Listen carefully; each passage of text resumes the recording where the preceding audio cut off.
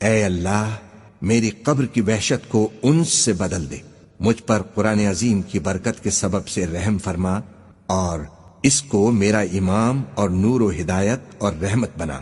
اے اللہ اس میں سے جو بھول گیا ہوں مجھے یاد دلا، جو میں نہیں جانتا اس سے مجھ کو سکھا اور اس کی تلاوت نصیب فرما دن اور رات کے وقتوں میں، اور اس کو میرے لیے دلیل بنا دے۔ اے دنیا و آخرت کے مالک، اے بے پناہ رحمت و بخشش والے، مجھ پر تیری کس قدر بے شمار نعمتیں ہیں جن میں ہر نعمت پر تیرے شکر کا میں حق ادا نہیں کر سکتا۔ مجھ پر رحم و کرم فرمانے والے، مجھے فقر و تنگ دستی سے ذلیل نہ کیجو، قرض کی بدنامی سے مجھے بچائیو، اور جو نعمتیں تو نے ہمیں دی ہیں ان کو ہم سے واپس نہ لیجو۔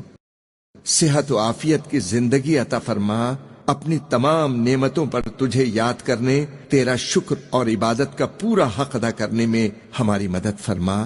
ہر قسم کے شر و فساد اور اس زمانے کے ہر فتنے سے میری اور تمام مسلمانوں کی حفاظت فرما، تو ہی اپنے بندوں پر رحم فرمانے والا ہے۔ اے اللہ ہمیں ہدایت نصیب فرما، ہمارے ظاہر و باطن کی اصلاح فرما تاکہ ہم گمراہیوں سے دور رہیں، اور ان مقبول بندوں میں ہمیں شامل فرما جو سچے دل سے ایمان لائے۔ تو پاک اور بے عیب ہے، ہم تیری نعمتوں کا شمار نہیں کر سکتے، ہم تیری نعمتوں کے شکر کا حق ادا نہیں کر سکتے۔ تو ہی سب سے زیادہ رحیم و کریم ہے اور ہر مانگنے والے کو سب کچھ دینے والا ہے۔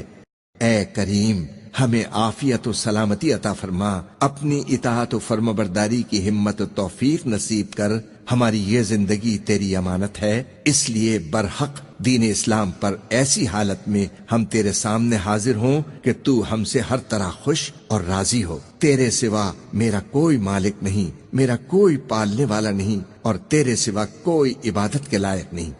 اے اللہ تو ہی آسمانوں اور زمین کا بنانے والا ہے اور دنیا و آخرت میں ہمارا مالک و مددگار ہے۔ اس تمنا کو قبول فرما کہ سچے مسلمان کی طرح ہمارا انجام بخیر ہو، تیرے نیک اور مقبول بندوں کی رفاقت حاصل رہے۔ تو نے ہر چیز کو اپنی رحمت میں لے رکھا ہے، تو ہر چیز سے باخبر ہے۔ تیری بتائی ہوئی راہ پر ہمیں ہمیشہ چلنے، گناہوں سے بچنے اور توبہ کرنے کی توفیق عطا فرما۔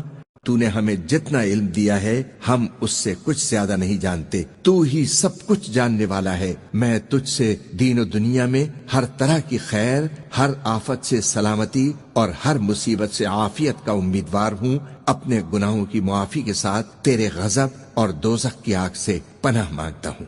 اس کلمے پر میری زندگی ختم ہو۔ اشہد ان لا الہ الا اللہ وحدہ لا شریک لہ وَأَشْهَدُ أَنَّ مُحَمَّدًا عَبْدُهُ وَرَسُولُهُ۔ آمین ثم آمین۔